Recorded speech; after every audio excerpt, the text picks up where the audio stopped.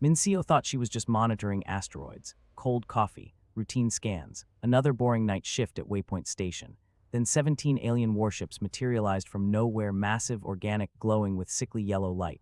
Their message was simple: surrender Earth in 43 days or face extinction. Population processing, atmospheric sterilization. Humanity had been selected for harvesting, but the Kreshal Dominion made one fatal mistake. They assumed humans would break like the 43 species before them. They didn't know Earth's gravity would crush their soldiers. They didn't know our atmosphere would drown them. They didn't know we were too stubborn, too dense, too human to die quietly. The invasion fleet is 2 days early. Hundreds of ships drop from faster than light, weapons charged, ready to erase humanity from existence. Min Sio's sensors scream. Her brother's last message burns in her pocket. And Earth's response echoes across the galaxy. Come and take it. The battle for survival begins now. The coffee had gone cold 3 hours ago, but Mincio kept sipping it anyway. She sat hunched over a console in the observation deck of Waypoint Station, watching the same asteroid field data scroll past for what felt like the 1000th time. A reflection in the dark viewport showed tired eyes and hair pulled into a messy bun that had given up on life somewhere around hour 6 of her shift. You know, that's basically sludge now, right? J1's voice crackled through her earpiece. It's got caffeine, she muttered, taking another sip just to prove a point. Besides, you're one to talk. I've seen you eat 3-day-old kimchi from the back of the station fridge. That was fermented. There's a difference. Mincio smiled despite herself. J1 worked down in engineering, and their friendship had formed over shared night shifts and a mutual appreciation for terrible station food. She was about to respond when something flickered at the edge of her sensor range. She sat up straighter, nearly knocking over her cup. Hey, I'm getting something weird here. Weird how?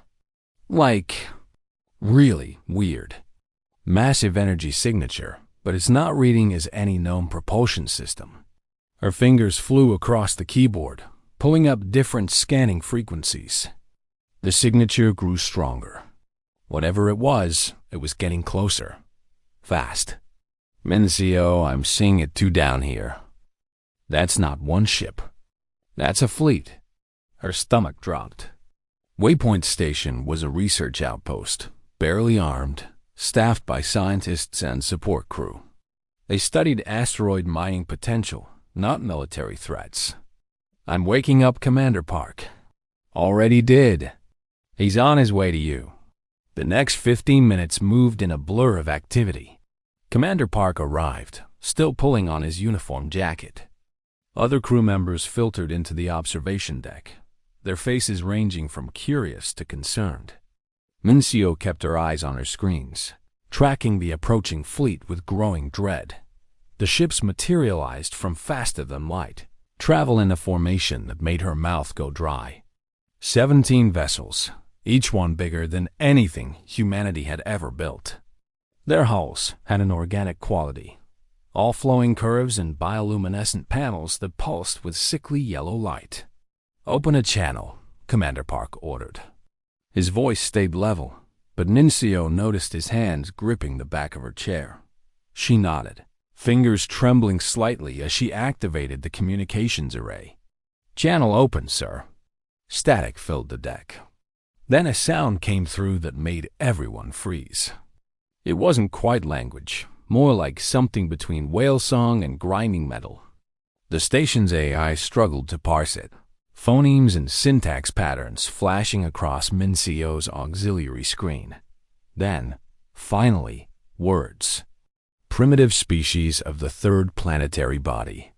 You have been selected for resource extraction and population processing. Surrender your defensive capabilities.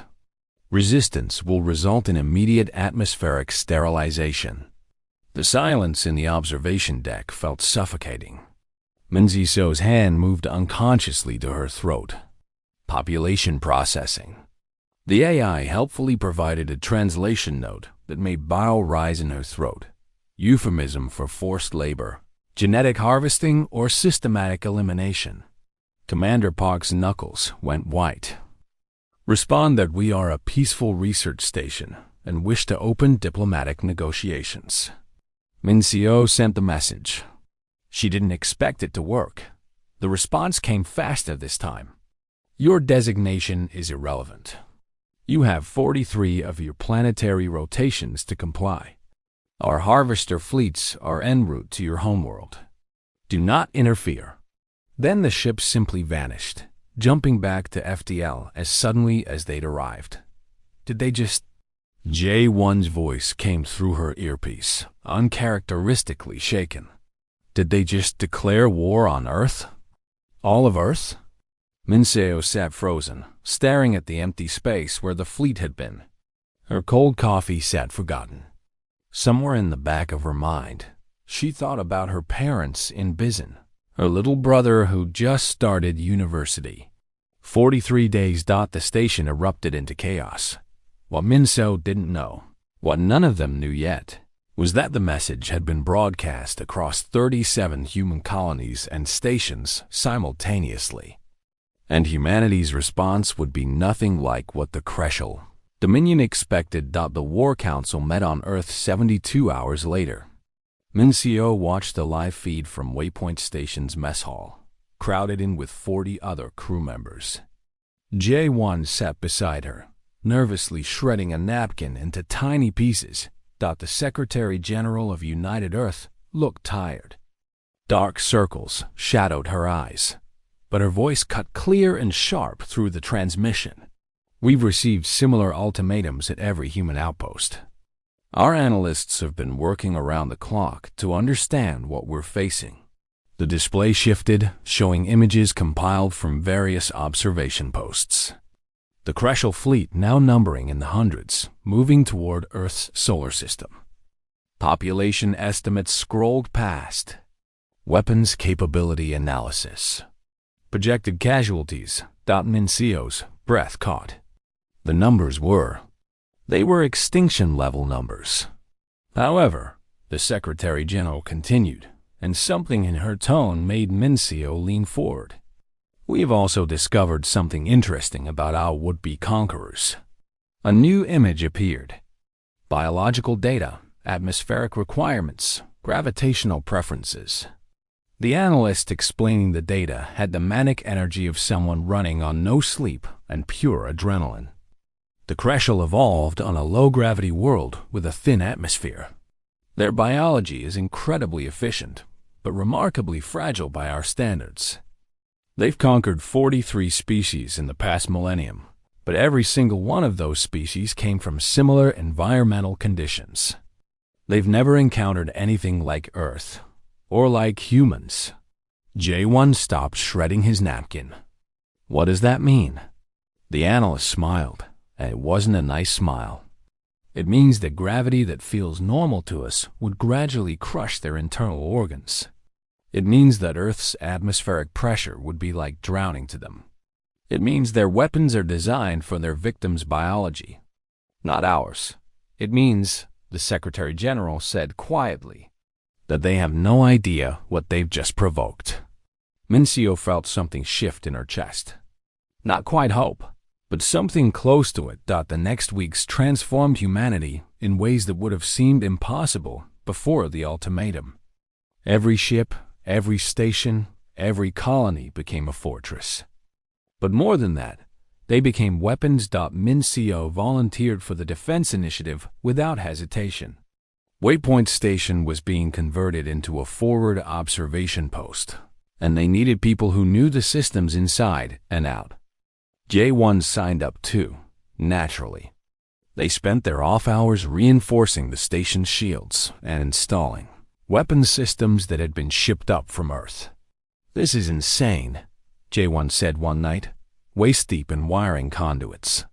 3 weeks ago, I was worried about the algae tanks in hydroponics. Now I'm installing railguns. 3 weeks ago, we thought we were alone in the universe, Mincio replied, welding a support bracket into place. Lots changed. Do you think we have a chance? She paused, considering. The welding torch cast strange shadows across the walls. I think we're too stubborn to die quietly. That night, lying in her bunk and staring at the ceiling, Mincio couldn't sleep. She kept thinking about the Kreshel message. Population processing. Atmospheric sterilization. They'd said it so casually, like they were discussing quarterly reports. Her tablet pinged. A message from her brother, sent from Earth.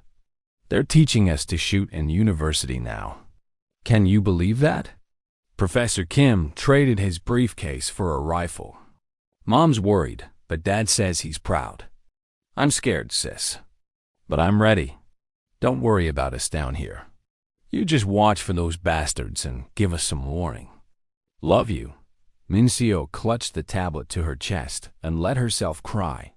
Just for a minute. Then she wiped her eyes, got up, and went back to work. The Kreshel arrived on day 41. 2 days ahead of schedule. Min-CSCO was running a diagnostic on the new sensor array when the alarm screamed to life. Her heart jumped into her throat. Contact. Multiple contacts. Commander Park was on the deck in seconds, still pulling on his boots. How many? Counting now. Jesus, sir. Hundreds. They brought everything. The fleet emerged from FDL like a swarm of metallic insects, their bioluminescent hulls painting the darkness with sickly yellow light. They moved with an eerie synchronization, falling into formations that suggested centuries of military precision. The lead ship hailed them. Same grinding voice, same casual arrogance. Primitive species. Your time has expired. Prepare for harvesting. This time, humanity answered differently. This is Admiral Chun of the United Earth Defense Fleet. We received your message. We have a reply. On Minsea's sensors, the space around Earth lit up like a sunrise. Ships appeared, hundreds of them, thousands. Every vessel humanity could fly, every weapon they could mount.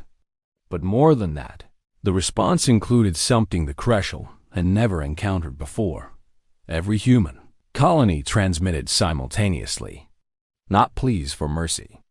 Not offers of negotiation. Just 4 words. Broadcast in 17 languages and the Kreshela's own tongue. Come and take it. The battle that followed would be called the Defense of Seoul. And Minseo had a front row seat from Waypoint Station. She'd expected the Kreshel to be overwhelming. Their weapons were advanced, their ships massive, their tactics honed over centuries of conquest. What she hadn't expected was for it not to matter. The first Kreshel assault wave hit Earth's outer, defensive perimeter and met resistance that confused them. Human ships took hits that should have vaporized them and kept fighting.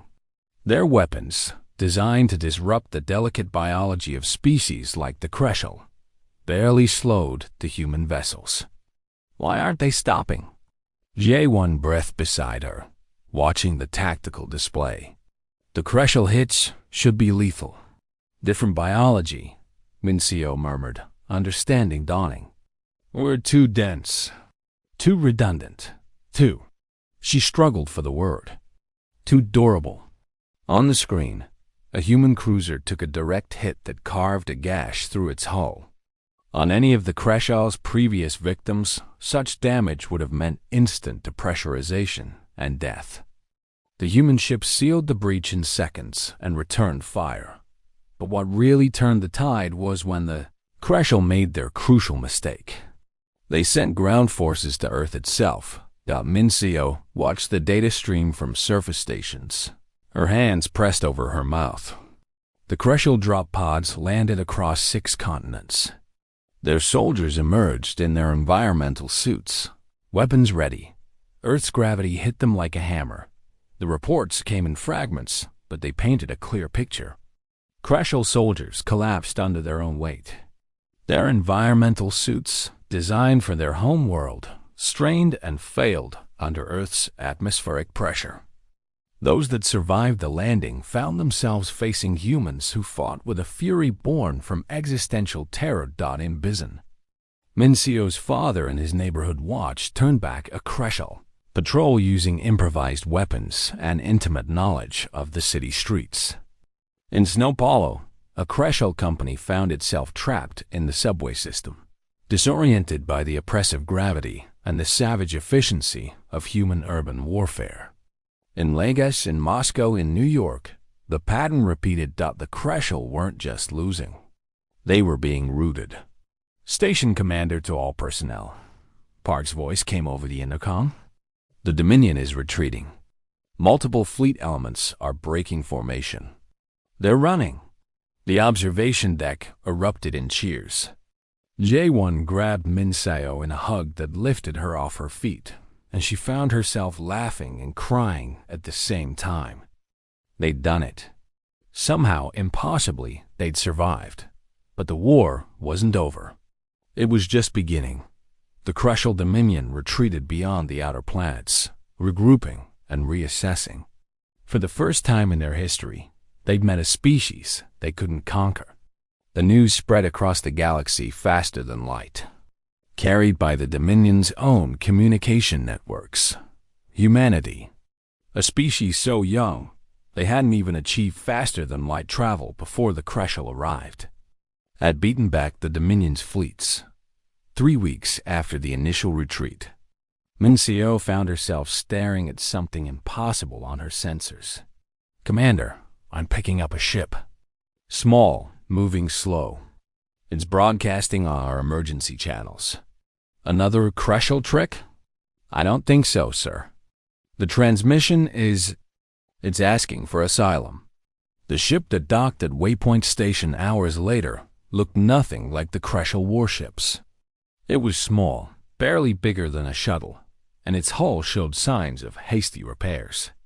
When the airlock cycled open, Minseo stood with the security team, stun weapon ready, heart pounding. The alien that emerged was Crescell, but different from the soldiers they'd seen in combat footage. Smaller, with lighter coloring, and their environmental suit was decorated with what looked like academic credentials. They moved carefully in the low gravity, clearly struggling. "I am Scholar Tekshir," the alien said through a translation device.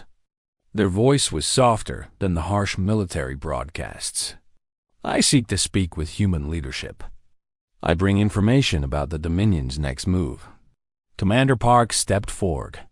"Why would you betray your own people?" The alien's head tilted in what might have been their version of a sad smile.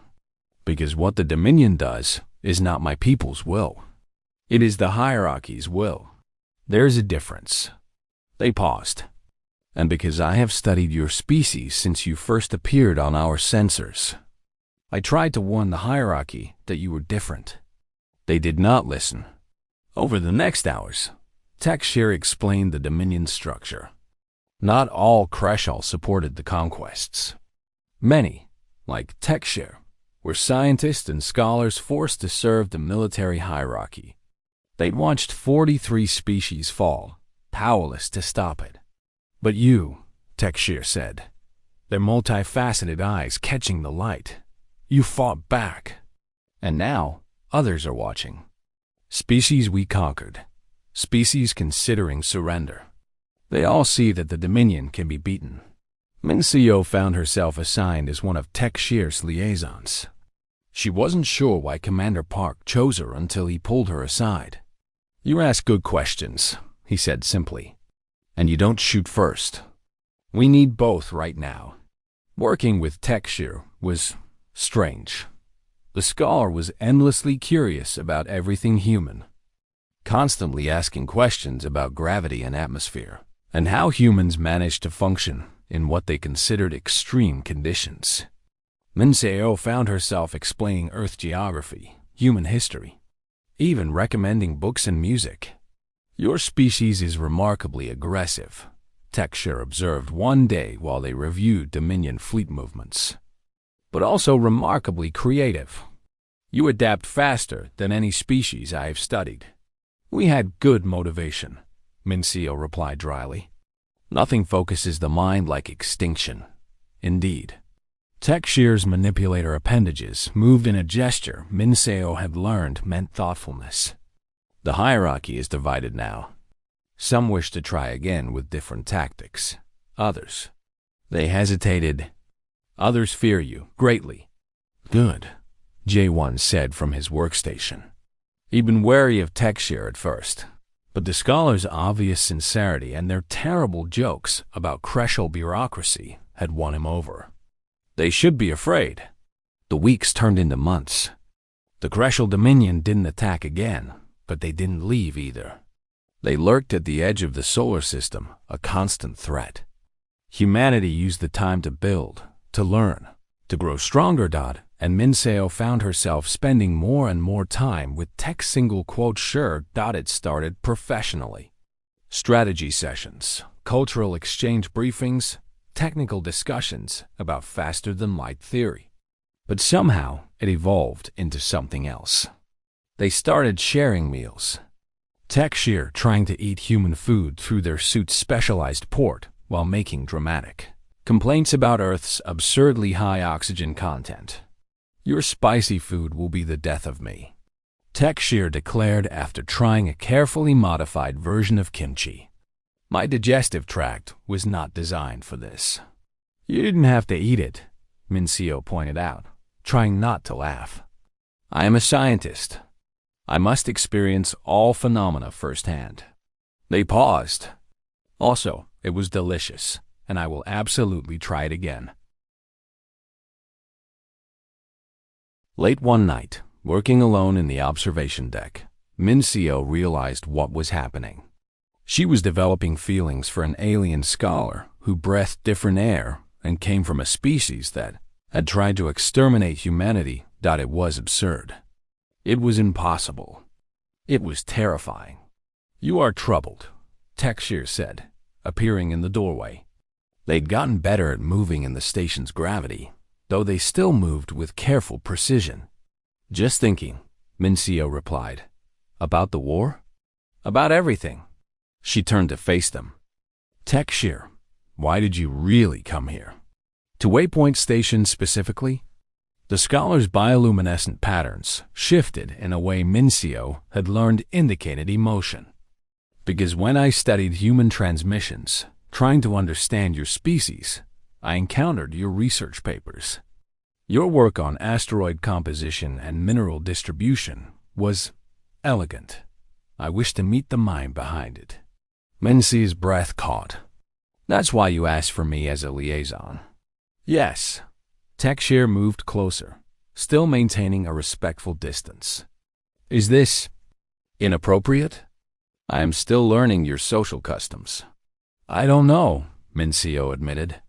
I've never felt this way about someone from another species before. Hell, I've never felt this way about anyone before. In my culture, Techshare said softly, we have a saying, understanding grows where fear once flourished.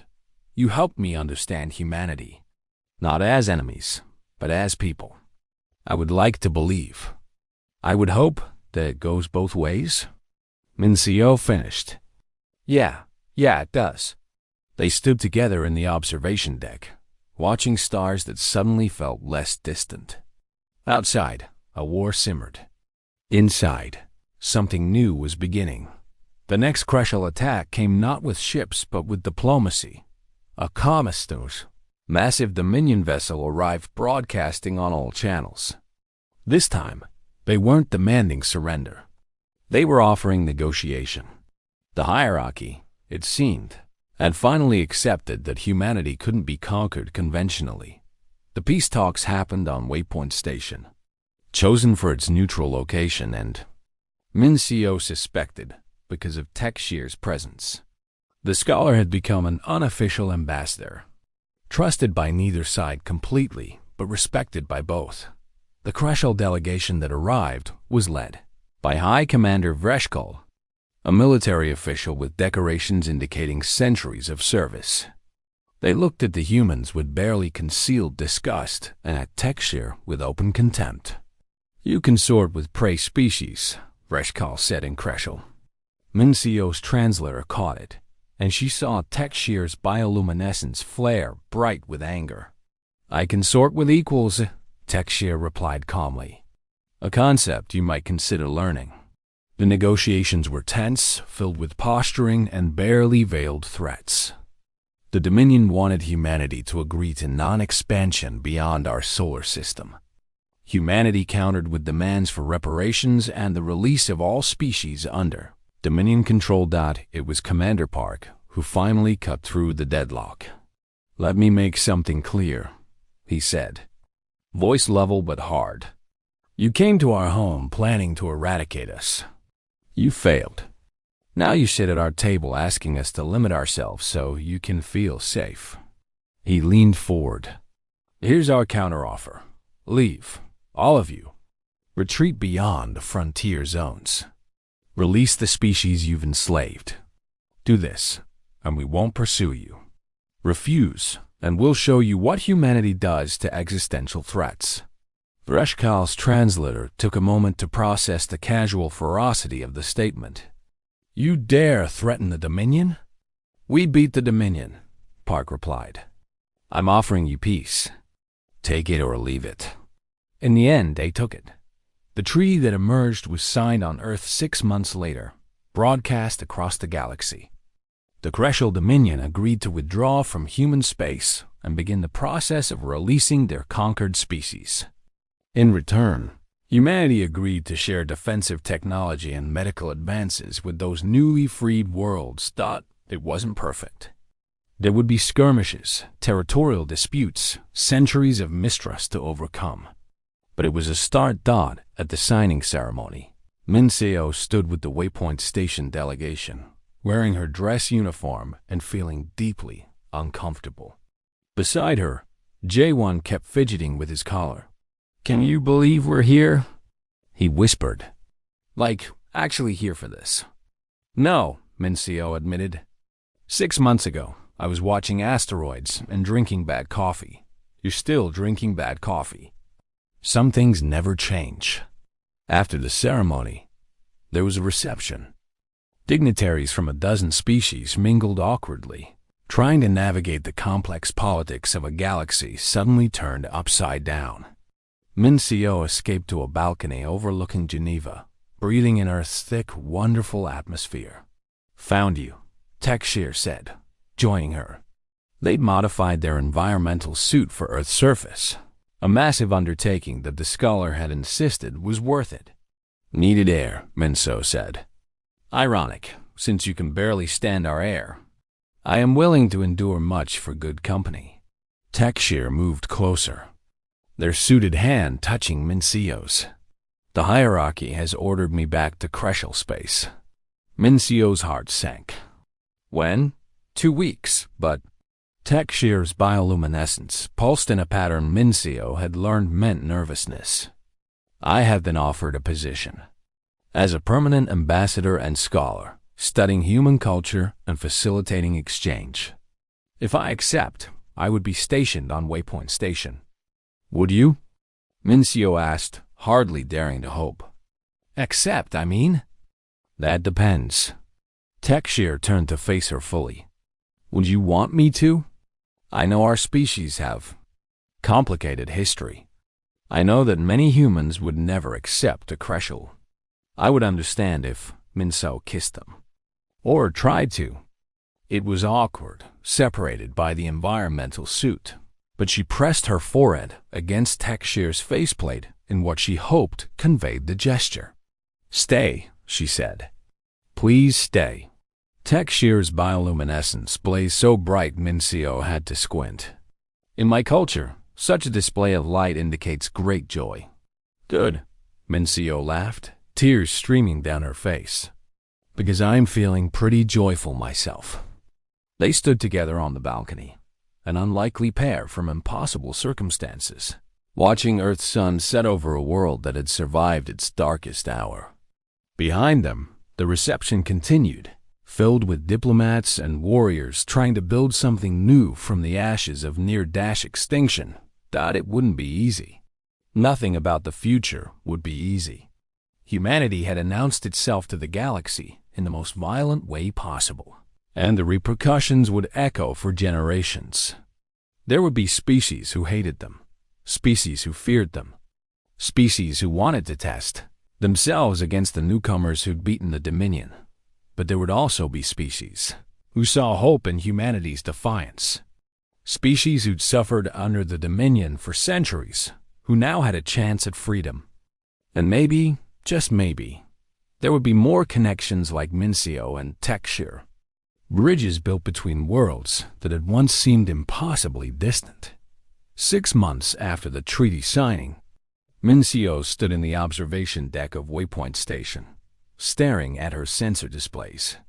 Beside her, Tekshir reviewed diplomatic communications while simultaneously trying to eat a very mild version of curry that still made their suit's filters work overtime. "You know," J1 said from engineering, his voice crackling through her earpiece. "I've been thinking." "Dangerous," Mincio replied automatically. "The Kreshel came here, expecting easy prey. They thought we'd roll over like everyone else. And I'm glad they were wrong. But more than that, I'm glad we didn't become like them in the process. We could have. We could have gotten revenge happy, started conquering them back. Instead, we're here, and you're dating an alien. And somehow that feels right." Mincio glanced at Tekshir, who was making exaggerated suffering sounds about the curry while absolutely continuing to eat it. "Yeah," she said softly. "It does feel right." The galaxy had changed. Humanity had changed it, simply by refusing to die quietly. The Dominion's conquered species were reforming, finding their voices, building new futures. The power structures that had existed for millennia were crumbling. And at the center of it all, on a small station orbiting an unremarkable asteroid field, 2 people from impossibly different worlds worked side by side, building something that mattered. Not a weapon, not a defense, but a bridge. Tekshir finished their curry with a dramatic flourish. "Your food will be the death of me, but I will die happy." "You're not going to die," Mincio said, pulling them close despite the awkwardness of the suit. "We survived a war. I think we can survive dinner." "Bold assumption," Tekshir replied. But their bioluminescence pulsed with joy dot outside the viewport. Ships moved between stations, carrying diplomats and scholars, warriors and traders. The galaxy was learning a new name, humanity. And with that name came a warning, already spreading from species to species. Never threaten humanity's home. Never assume they'll surrender. Never underestimate what they'll endure for the people they love. The Kreshel had learned that lesson the hard way. They'd chosen Earth as their next victim, expecting another easy conquest. Instead, they'd awakened something they couldn't understand. A species too stubborn to accept extinction, too creative to fight conventionally, and too hopeful to let war define them. Humanity's reply had terrified the galaxy. Not because humans were cruel, but because they were kind enough to offer peace, even to those who'd tried to destroy them. Strong enough to win, but wise enough to choose mercy. And in the end, that was more frightening than any weapon. Mincio watched the stars and smiled. Tekshir warm against her side, despite the environmental suit between them. The coffee in her cup had gone cold again, but she didn't mind. Some things she'd learned were worth enduring for. Even bad coffee. Even war. Even loving someone from a species that had once been her enemy. Especially that the galaxy would learn what humanity was capable of. Not just in war, but in peace. In forgiveness. In the bridges they built between worlds. And it would start here, with a scientist from Bizon and a scholar from the Kreshel Dominion, working side by side on a station at the edge of human space, proving that understanding could grow where fear once flourished. The story was far from over. But for Mincio, watching the stars with Tekshir beside her and her brother's message still saved on her tablet, it felt like the right beginning. Humanity had survived. Now they would show the galaxy what came next.